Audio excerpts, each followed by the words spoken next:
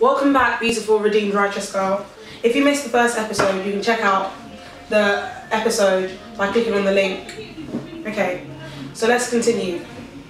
So as a helper, we also need to be virtuous. To be an effective assistant, we need to have standards. Again, coming back to the math scenario, if I need someone to help me with maths, I would choose someone who's really good at maths because they have that knowledge.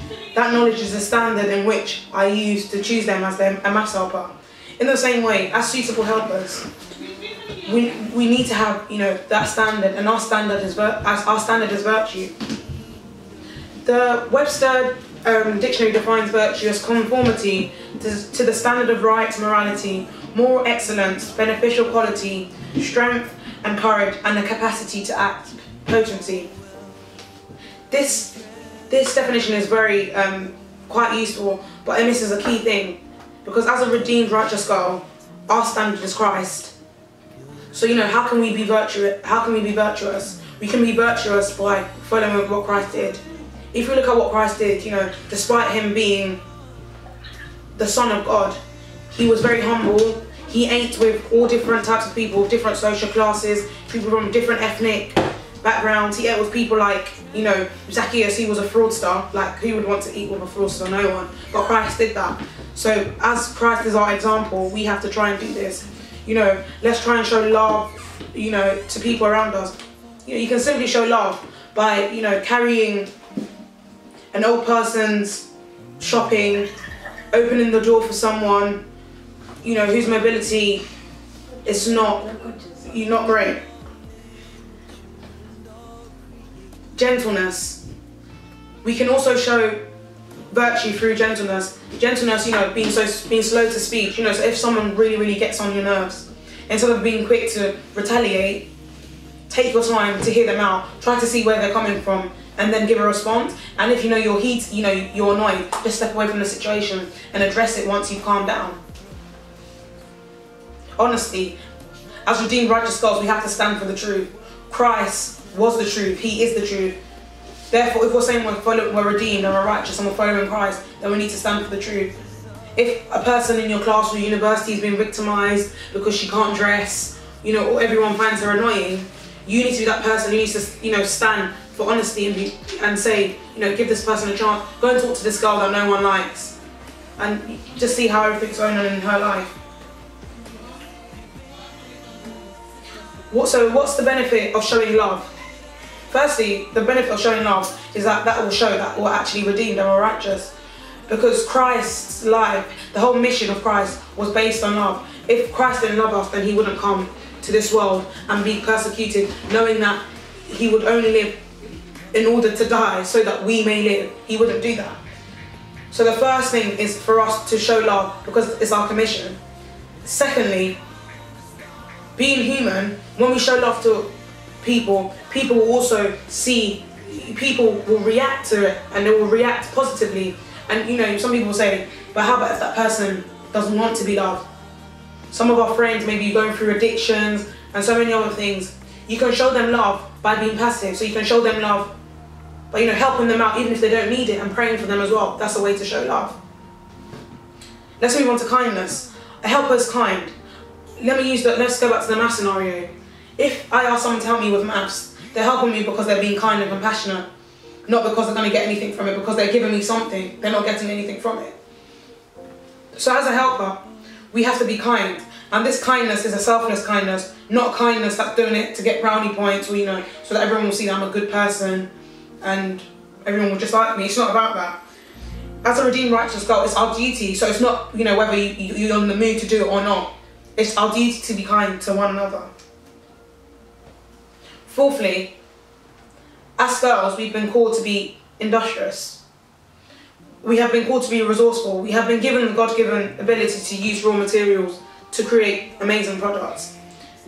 Let's read the famous Proverbs 31, from 13 to 16. It says, "She selects wool and flax and works with eager hands. She's like the merchant ships bringing her food from afar. She gets up while it is still night. She provides food for her family and portion for her female servants. She considers the fields and buys it. Out of her earnings, she plants a vineyard." you know, of course, you know, the historical context has to be taken into account. You know, during this time period, many women, if not all the women, were in the textile industry if they worked. For example, Lydia in the Bible, she was, you know, a dyer who used to dye, you know, things into purple. However, the main significance of this verse is that, you know, the proverbial woman is able to use raw things. She is able to use things to create something amazing. And in the same way, we have been called to do the same. I don't know about you, but, you know, many of the female figures in my life are very good at putting things together. Like, I would say wholeheartedly, my mum's a way better cook than my dad. And, you know, so you realise that women around you are very, you know, good at putting things together. Like, even sometimes mum will say, you know, wear this and wear this, it looks nice. Women are very good at, you know, have very good, amazing business ideas, you know, and they know how to create amazing dishes and so forth.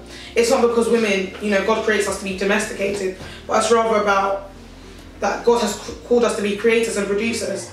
So if you're watching this video and you know, you think you're not really good at something, I'm telling you now, you are, sort of thing. And that don't see yourself as being useless or not worth it, because you have the ability to create amazing things.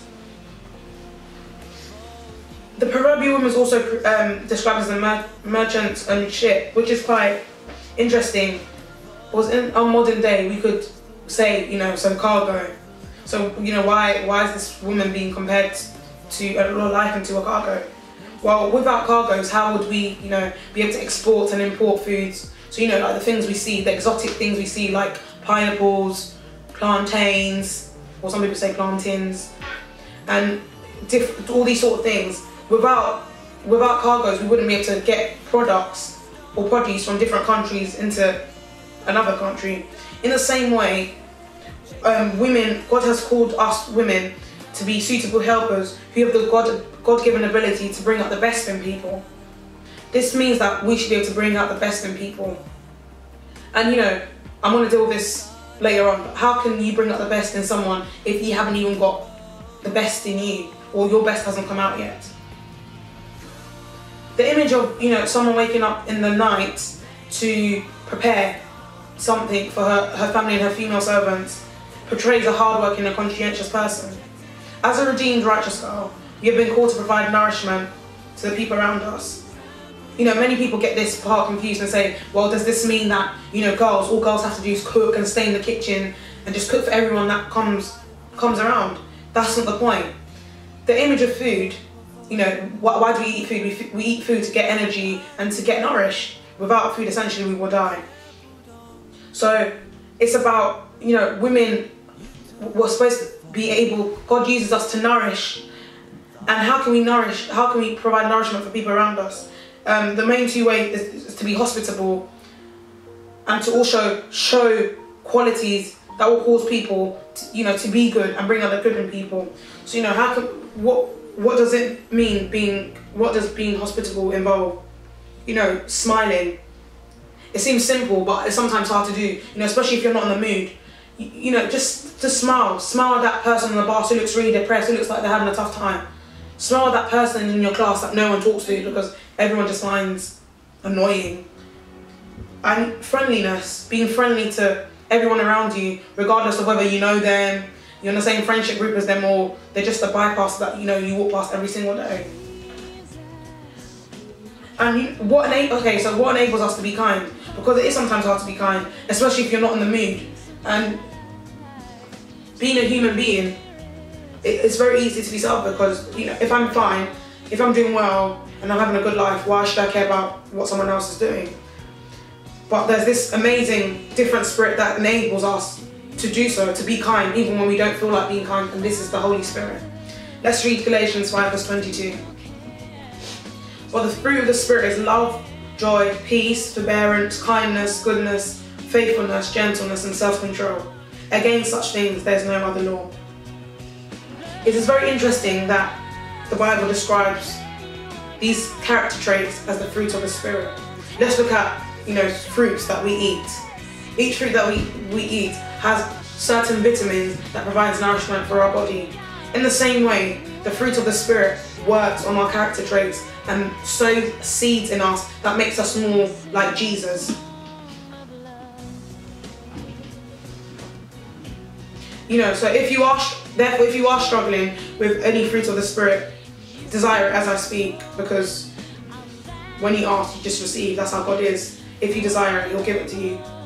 The fruit of the Holy Spirit is so important, because without it, we can't have a nourished character. So why did, I've questioned this before, so why did Paul say fruit and not fruits? Paul's use of the word fruited is to encompass all the desirable qualities he mentioned. The Spirit does not produce a variety of fruits for us, because otherwise people say, well, this fruit, joy is more important than love, or love is more important than kindness. But rather, Paul lists it to suggest that all of it is equal. Therefore, we need every single one of it to have that great Christian personality that Christ had. We can read Ephesians chapter 4, verse 24 to see it. Therefore, we can't just pick one, from our own personality or inclination. It is important that we give attention to every single one of it. Let's look at our natural talents. A talent is something you can do. For example, you meet some people and they say they've never had a vocal lesson, but they've got an amazing voice. This is a natural talent. However, the minute this person begins to invest in their singing voice, they get coached, they learn how to breathe, they learn how to use riffs, how to end a song, and so forth. You begin to realise that they've invested in their talent, so more value's been added.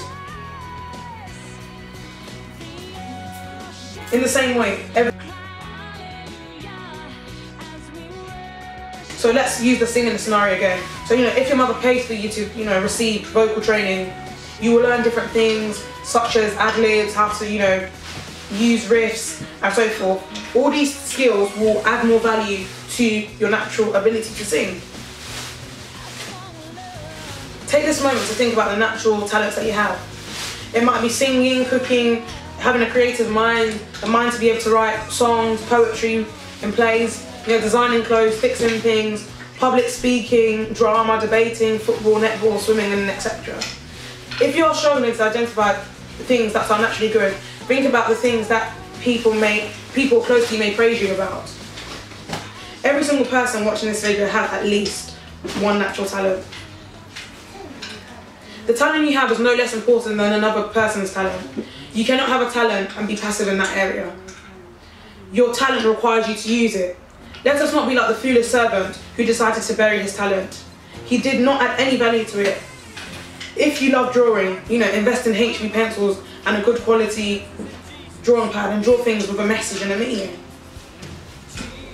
Let's look at the parable, the parable of the talents. In the parable of the talents, it's very interesting that the master gives different amounts of talents to each of the servants. In the same way, God, who is the master of the redeemed righteous God, has given different talents to us. This does not suggest that God shows favoritism, but it rather suggests that God knows our abilities and so gives us talents accordingly. It is irrelevant how many natural talents you have. What matters is whether you invest in that talent. If you're really good at writing poetry, read other people's poetry and find out your own niche by writing poetry and discovering your writing style. You may not be the only person that can write poetry, but the way you write poetry is unique. No one would be able to express themselves in the way you do through poetry. So what are you waiting for? Identify your talents and use them, because no one else can use the talents like you do. I'd just like to end this amazing topic with this wonderful extract that I read, and I hope it will really bless you, because when I read it, it was really good. And that's just what this topic is all about. You really are in all the world. There's no one like you. Never has, never will be. No one has your eyes, your nose, your hair, your hands, your voice, your smile. You're special. No one anywhere has exactly your handwriting, exactly your fingerprints, exactly your taste in food or music or TV. Since the beginning of time, there's no one who laughs like you, no one who cries like you, no one who sees the things the way you do. You're special.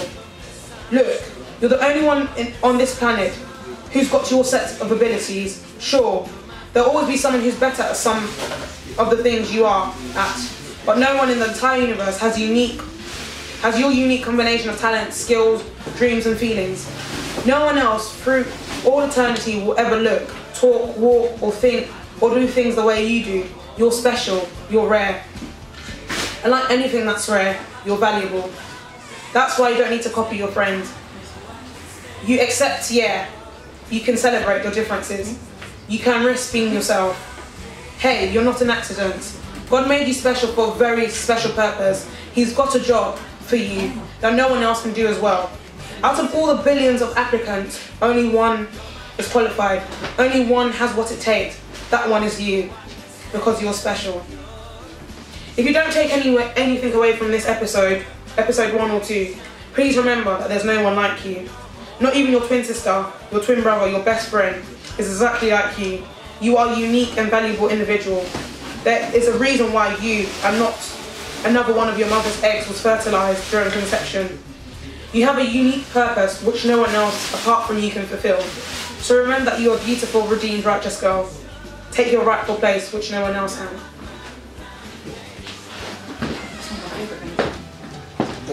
Mm-hmm.